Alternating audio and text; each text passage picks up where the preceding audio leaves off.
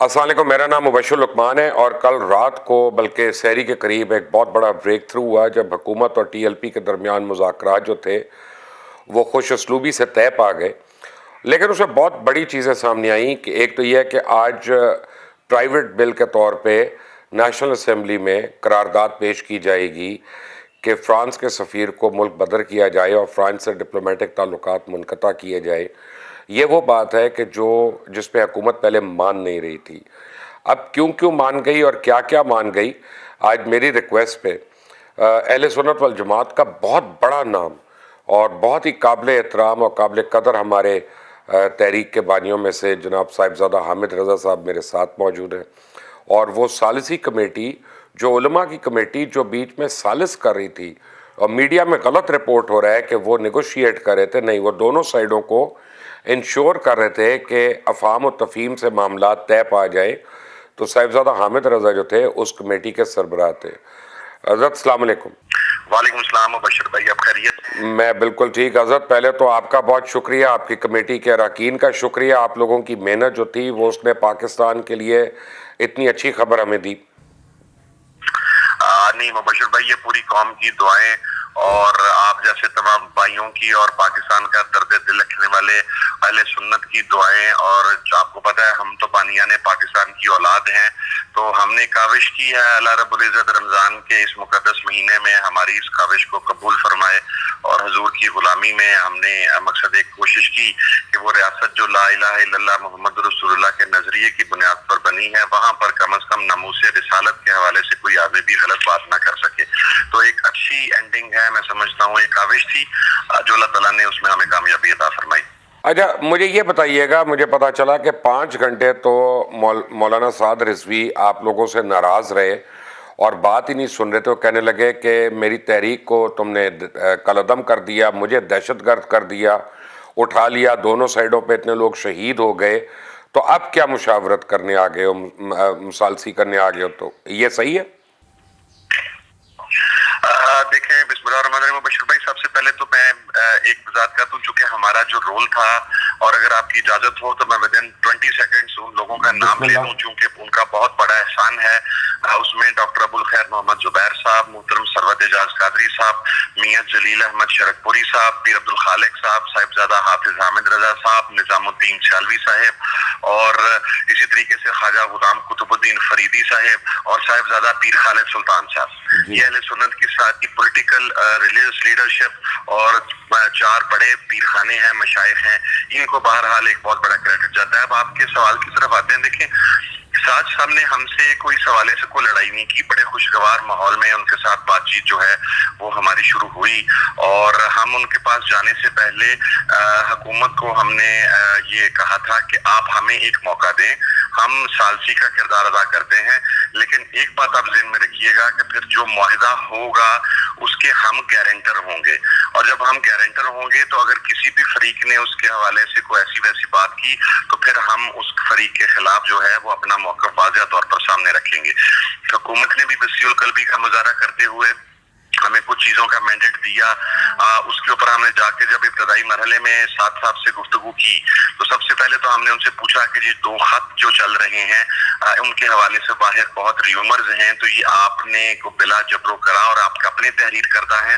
तो मैं आपको ऑनेस्टी के साथ बता देता हूँ, क्योंकि रमजानुल मुबारक का महीना है, तो उन्होंने कहा कि पहले खत की मुझे इबारत लिख कर दी गई थी और वो मैंने किसी जबर से तो नहीं लिखा, लेकिन वो मेरा दिल से भी मैंने नहीं लिखा था। लेकिन जो दूसरा खत है, जब मुझे मुल्की हालात के बारे में पता चला कि हालात बहुत खराब हैं और लॉ एंड ऑर्डर की सिचुएशन है, तो मैंने एक मुकम्मल मुहिब्बे वतन पाकिस्तानी होने के नाते से मैंने वो दूसरा खत जज्बा हुब्बुल वतनी के जज्बे के तहत मैंने खुद तहरीर किया। तो एक बात ये जो उन्होंने हमें वाज़ा की, रिकॉर्ड का हिस्सा बन जाए।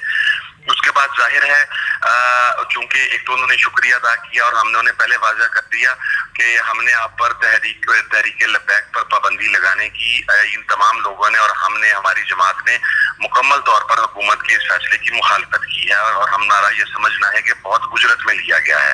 तो एक बात हम आपको वाज़ा कर दें कि हम मुज़ाकरात कार के तौर के ऊपर कतई नहीं आए, हमारा काम है सालसी करना। आप हमारे हम मसलक हैं, हम अकीदा हैं, और पाकिस्तान के अक्सरियती तबका फिक्र अहले सुन्नत बरेलवी सेगमेंट के आप की जमात के एक सरबराह हैं आप, और ये दीगर लोग भी यहाँ पर जमातों के सरबराहान हैं। तो हमें चूंकि बाहर जो हम कुछ ऐसी तकरीबी कुव्वतें हैं जो इस सर्टन सिचुएशन से को फायदा उठाना चाह रही हैं, उसके अंदर कुछ मिलिटेंट बैंड आउटलेट्स भी हैं, उसमें तरीके तालिबान भी है, और मैं समझता हूँ उसके ऊपर भी साद साहब ने बड़े वाज़ेह अल्फाज में कहा कि हमें ना तो तरीके तालिबान की किसी हमदर्दी की जरूरत है और ना ही उन लोगों की जिन्होंने पाकिस्तान की सिक्योरिटी फोर्सेस या पाकिस्तान के इदारों के खिलाफ हथियार उठाए हैं।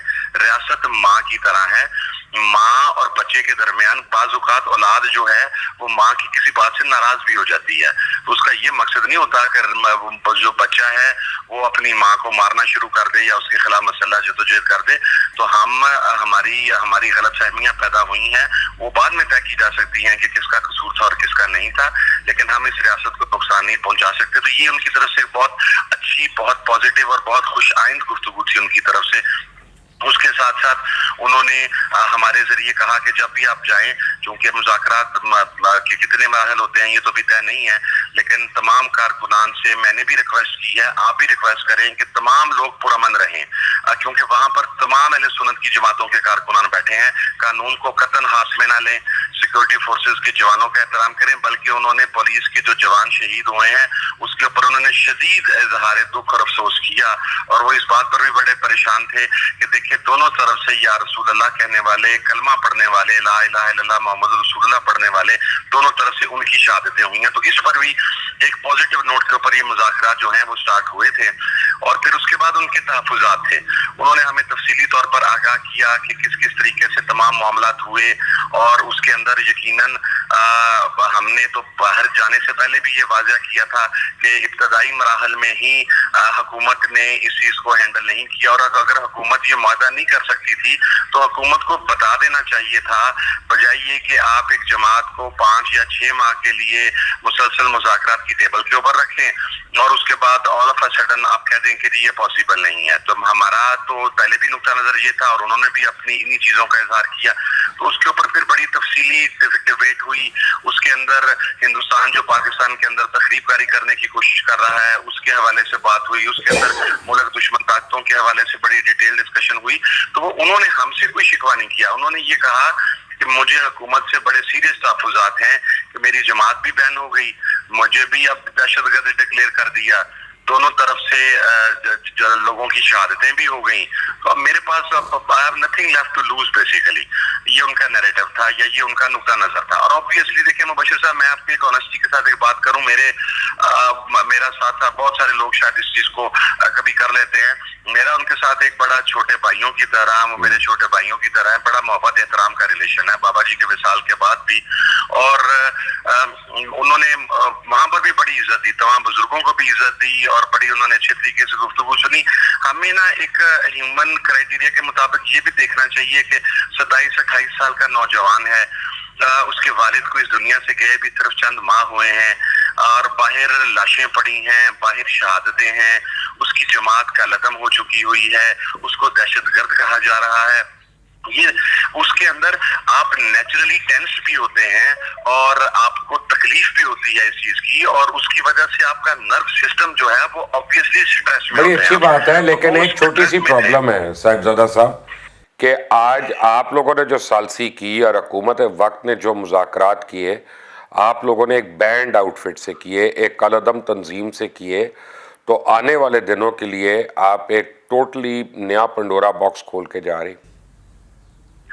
नहीं मुबशिर भाई, इसमें देखिए मैं एक बात वाज़ा करूं, अगर तो इस बैंड आउट, अगर हम तरीके लबैक की बात करते हैं और हम कहते हैं कि ये बैंड आउट लड़ा जो कि हुकूमत ने डिक्लेयर किया, अगर तो देखें इन्होंने रियासत के खिलाफ हथियार उठाने की बात की है, अगर इन्होंने सिक्योरिटी फोर्सेस के जवानों पर हमलों की बात की है, देखें बाय 2002 पॉलिटिकल पार्टीज ऑर्डिनेंस के तहत और 2 ग्राउंड्स के ऊपर कोई भी पार्टी जो है वो बैन हो सकती है। अव्वल ये कि फॉरेन फंडिंग हो, वो उनका इशू नहीं है। सेकंड ये कि वो एंटी स्टेट जो है सरगर्मियों के अंदर मुलव्वस हो। तो अगर तो ये जमात को एंटी स्टेट सरगर्मियों में मुलव्वस है, अगर इसकी क़यादत ने किसी जगह के ऊपर ये कहा है कि आप मुसल्लह जदोजहद करें, अगर इन्होंने तालिबान की ऑफर का जवाब दिया कि ठीक है हम आपके साथ मुसल्लह जदोजहद करते हैं, तो फिर तो मुबश्शिर साहब मैं आपकी इस बात से एग्री हूँ। मैं मान लेता हूँ, लेकिन इसका मतलब है कि उनके ऊपर जो बैन हुकूमत ने लगाया वो गलत लगाया। मेरा नुक्ता नजर ये है कि उनको उसके अंदर रिलीफ मिलना चाहिए। अब उन्होंने ट्रस्ट बिल्डिंग मैयर्स के तौर के ऊपर उन्होंने वाशिगाफ अल्फाज में कहा है कि अगर किसी भी शख्स के खिलाफ जिसने कानून को हाथ में लिया है वो दोनों साइड से, क्योंकि उनका एक नुक्ता नजर ये भी था कि बहुत सारी जगहों पर पुलिस ने या दूसरे लोगों ने भी कोई तोड़फोड़ की है।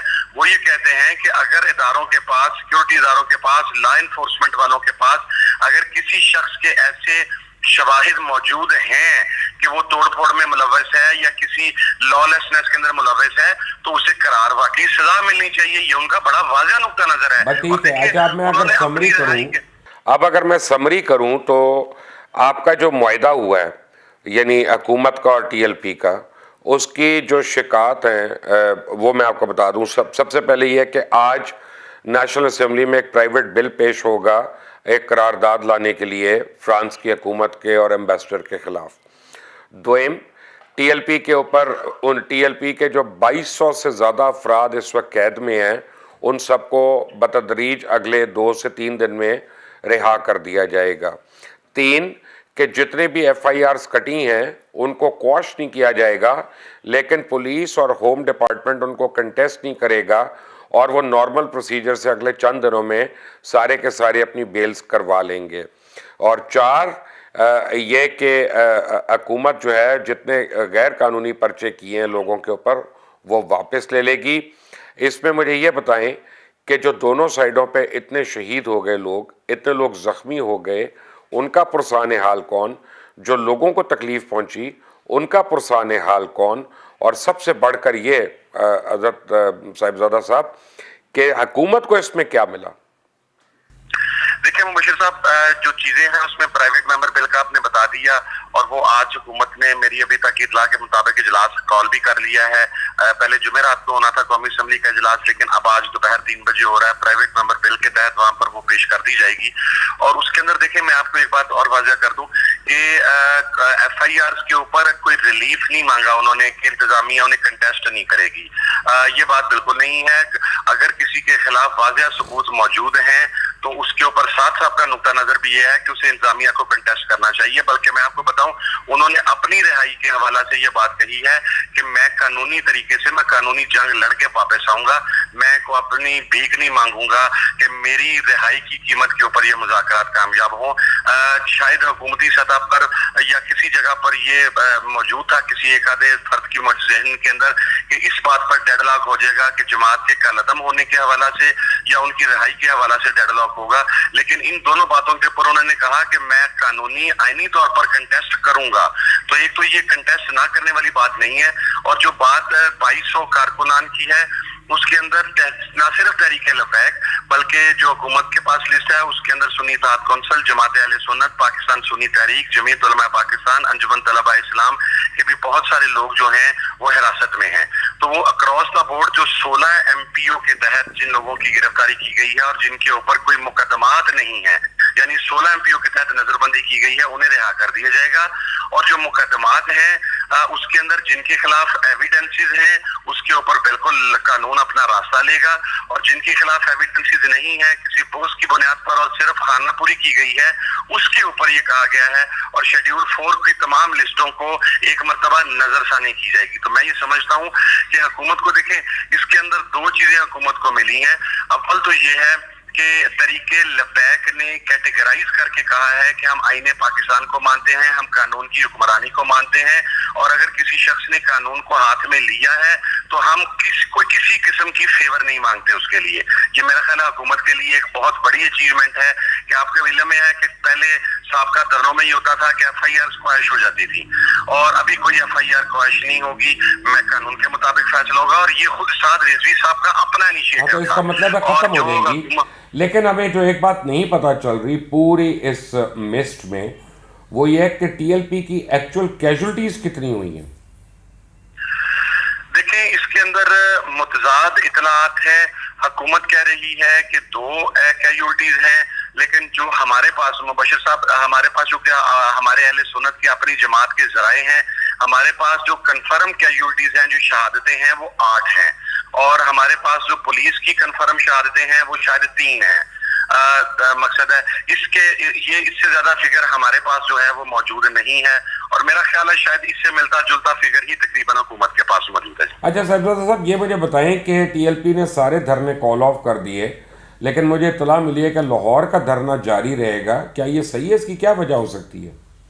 जी, वो मेरा ख्याल ये है कि चूंकि सुबह शहरी के वक्त मुबशर साहब ये तमाम चीजें फाइनलाइज हुई हैं, और मैं आपको एक और बात ऐड ऑन कर दूं, साद रिजवी साहब ने ये फरमाया था कि उन्होंने कुछ नाम दिए थे कि मेरी इन लोगों के साथ मुलाकात करवाई जाए और बतौर सालिस आप गारंटर होंगे कि फिर इन लोगों को पकड़ नहीं लिया जाएगा।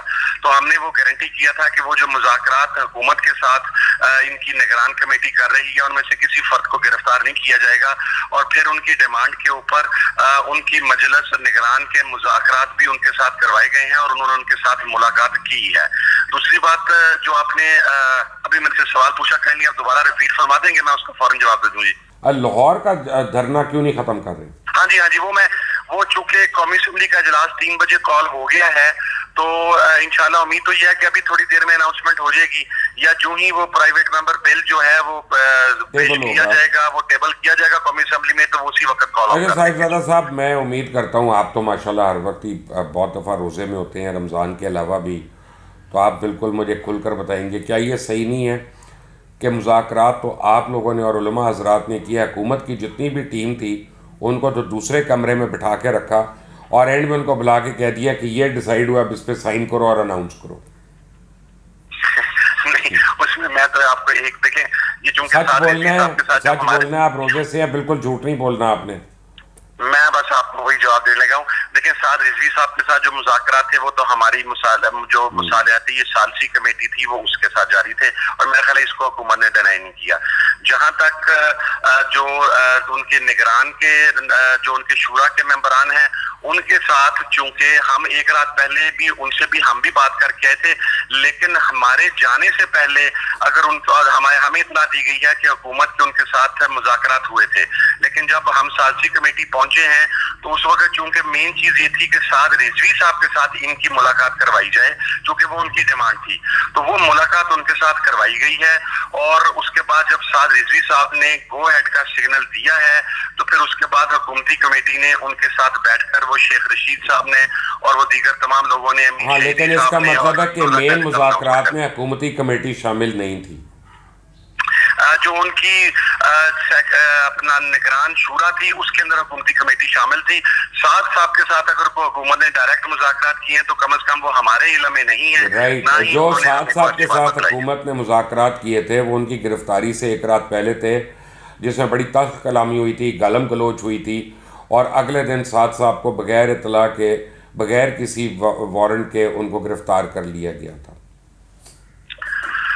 जी, ये बिल्कुल बात भी इसमें काफी हद तक सदाकत मौजूद है कि करारदाद का मुसव्वदा तहरीक लबैक की क़यादत को पेश किया गया था, लेकिन उस मुसव्वदे पर इत्तफाक़ राय नहीं हो सका, और फिर जाहिर आपको पता है कुछ शायद फायरी या को बहीचक डिबेट हुई है और गालम गलोच हुआ है साहब, जी गालम गलोच हुआ है, मैंने सुना है। मुबशिर साहब, मैं वहाँ पर मौजूद तो नहीं था, मेरा ख्याल है मैंने फायरी और हीटेड डिबेट का कहा है, तो वो मुज़ाकरात में हो जाता है, वो सालसी में हो जाता है। वो तो कल भी हम भी सालसी में वहाँ पर मौजूद थे, वहाँ पर दरमियान में कभी माहौल बहुत खुशगवार हो जाता था, कभी जाहिर है फायरी डिबेट भी, बहस भी आपस में स्टार्ट हो जाती थी, तो वो मेरा ख्याल है इस किस्म की चीजें तो वो चलती रहती हैं।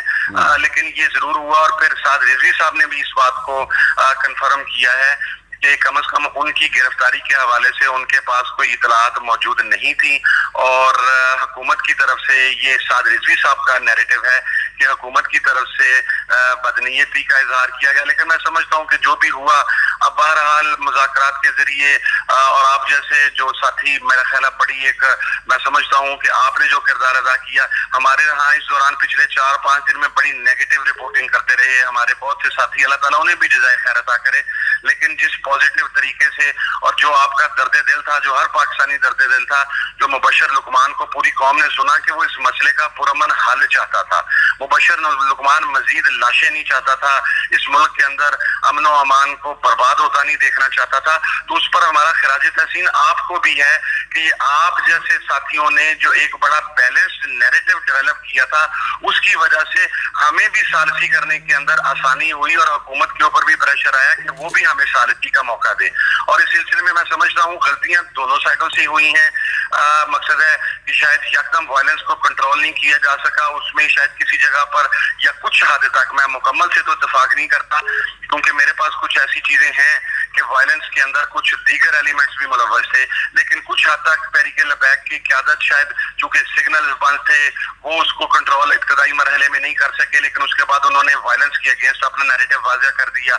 और हुकूमत की तरफ से भी एक कमजोरी की गई कि अगर इसी मामले को पहले ही आसान तरीके से मुज़ाकरात की टेबल पर बैठकर या इसी तरह के अकाबरीन की को कमेटी बनाकर उनको बिठाकर ये हल कर लिया जाता तो हालात इस नेज पर ना आते। गलतियां होती हैं, गलतियों का खमियाजा भी भुगतना पड़ता है। जो शहीद इस दुनिया से चले गए, जो पुलिस के जवान शहीद हैं, जो या रसूल अल्लाह कहने वाले शहीद हैं, वो दोनों वो मुसलमान हैं, वो कलमा गो मुसलमान हैं। और ये बात साथ साहब ने भी की है और ये हम भी ये बात कर रहे हैं।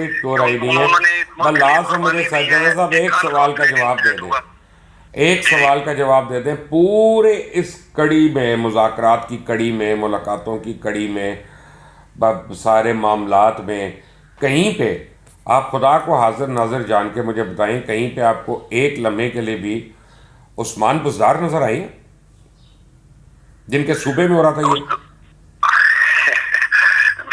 मैं जब कोट लखपत से वापस पहुंचा हूं तो मेरे साथ मैंने सईदुल हसन शाह साहब और राजा बशारत साहब मौजूद थे और एक फोन तो मैंने राजा बशारत साहब को करते हुए देखा है। आप लोगों को किया उस्मान बुज़दार ने? वो तो रिपोर्ट कर रहे थे ना, वो तो एक अपना बता रहे थे कि जी हमने काम खत्म कर दिया, चलो मुबारकबाद के मुस्तहिक है। लेकिन उस्मान बुज़दार की जो मैनेजमेंट के अंदर इतने लोग शहीद हो गए दोनों साइडों पे, वो इतने दिन में एक दफ़ा भी किसी को नज़र नहीं आई। देखिए मुबशिर साहब, मैं ये समझता हूँ कि चूंकि पंजाब गवर्नमेंट की तरफ से ये कहा जाता है कि ये मामला फेडरल गवर्नमेंट डील कर रही थी, लेकिन अगर सूबा पंजाब के अंदर अनुमान हुआ है तो जाहिर है पंजाब पुलिस को तो फेडरल गवर्नमेंट नहीं चला रही थी ना? जी नहीं चला रही थी, बिल्कुल मैं आपसे इत्तेफाक करता हूँ। लेकिन वो फिर अब देखिए मुबशिर साहब, ये है एक एडमिनिस्ट्रेटिव पॉलिटिकल जिसे आप नेग्लिजेंस कह सकते हैं। और जहाँ पे एडमिनिस्ट्रेशन है वहाँ तो बुज़दार मिसिंग है, उसका तो कोई ताल्लुक नहीं उससे। बट ठीक है साहिबजादा साहब, आपका बहुत बहुत शुक्रिया, आपने खुलकर हमें अंदर का हाल बताया और अल्लाह करे कि ये तमाम मामलात इंतहाई खुश उसलूबी से आप लोगों की सरबराही में ये तय पा जाएँ। और आपका शुक्रिया अदा करना है कमेटी के जितने अरकान हैं आपके साथ, सालिसी कमेटी के, उन सब का शुक्रिया अदा करना है। मैं अपनी तरफ से नहीं, पूरी कौम की तरफ से, कि कौम के ऊपर से इतना बड़ा हिजान जो है वो रमज़ान के मुबारक महीने में आ गया था, अल्लाह ताला ने उसको खुश उसलूबी से ख़त्म किया। लेकिन अब हमारी एक ज़िम्मेदारी है साहिबजादा साहब, आपकी भी और मेरी भी, कि हम मिल कर अब मुतालबा करें कि जितने लोग दोनों साइडों पर शहीद हो गए हैं उनकी फैमिलीज़ की कफ़ालत की हम लोग ज़िम्मेदारी भी लें। और यानी उनके घर में तो क़यामत आ गई ना, उनके घर में तो ईद नहीं आ सकती, तो हमें कुछ ना कुछ तो अब करनी पड़ेगी। तो शफी दोनों साइडों पे, पुलिस वालों के घर नहीं मुबशिर साहब, ये देखिए मैं आपने बहुत खूबसूरत बात की और एक मैंने वो अगेन वही बात की थी, जो एक दर्द दिल है, जो एक प्योर पैट्रियट पाकिस्तानी है, आपने वही बात की है। ये हम सब का यही दर्द दिल है और ये आप जैसे साथियों के ताबन और दुआ से हुआ है। इंशाल्लाह ये अभी फर्स्ट फेज है, अभी बातचीत के मराहल और भी आगे चलने हैं। उसके अंदर यकीनन बिल यकीन वो जो दोनों साइडों के ऊपर लॉसेज हुए हैं उसको बिल्कुल कंपनसेट होना चाहिए और वो होंगे भी, मुझे कभी हद तक यकीन है। और मैं समझता हूँ रियासत अगर उसको नहीं करेगी तो फिर ये हुकूमत की ज्यादती होगी ऑन बोथ हैंड्स कि इस पूरी सूरत हाल के अंदर जो लॉसेज हुए हैं कम से कम वो अफराद वापस नहीं आ सकते, उनकी तलाफी नहीं हो सकती। उनका जो उनकी कमी है वो उनके खानदान वाले ही बेहतर समझ सकते हैं, लेकिन कम से कम रियासत को आगे बढ़कर उनके सर पर दस्ते शफकत रख देना चाहिए। हमें अपनी गलती भी माननी चाहिए सबको खुले दिल से कि हमसे गलतियां होती हैं, हमसे कोई गलती मानने से ना कुछ छोटा हो जाता है, अल्लाह ताला माफ कर दे, बड़ा हो जाता है। साहिबजादा साहब आपका आपका बहुत बहुत शुक्रिया मुबशिर साहब कि आपने मुझे मौका दिया। अल्लाह ताला आपको जज़ाए खैर अता करे। और कमेटी के कुछ मेंबरान जो यहाँ पर तशरीफ फरमा है, मैं उनकी तरफ से भी आपका दोबारा खुसूसी शुक्रिया अदा करता हूँ और आपका पूरी कौम का बहुत शुक्रिया। और रमजान के इस बाबरकत महीने में इस पूरी कमेटी को और जितने भी लोग दोनों साइडों पे, हुकूमत हो या तरीके लब्बैक की क़यादत हो, जिन्होंने इसे खुश सलूबी से तय करने की कोशिश की है, उनके लिए भी पूरी कौम से रिक्वेस्ट है कि वो दुआ करें और अल्लाह ताला उन सबको रमजान के इस मुक़द्दस महीने में इस एक अजीम काविश का अजर अता फरमाए। आमीन सुम्मा आमीन। साहिबजादा साहब बहुत बहुत शुक्रिया। वालेकुम सलाम। आप सुन रहे थे साहिबजादा हामिद रज़ा की, जो मुसालती कमेटी के चेयरमैन थे और उसकी सरबराही कर रहे थे, और उन्होंने बड़ी तफसील से बताया कि अंदर मामलात कैसे तय पाए और आगे बतदरीज किन फेजेस में क्या क्या हो रहा है। मैं आप तक मज़ीद अपडेट्स लेके आता रहूँगा, लेकिन उसके लिए ज़रूरी है कि आप इस चैनल को सब्सक्राइब करें और एक घंटी का निशान जो है इसको ज़रूर प्रेस करें, ताकि नई अपडेट्स और नई स्टोरीज जो हैं वो आप तक फ़ौरन पहुँचती रहेंगी। अंटिल द नेक्स्ट टाइम, अल्लाह हाफ़िज़।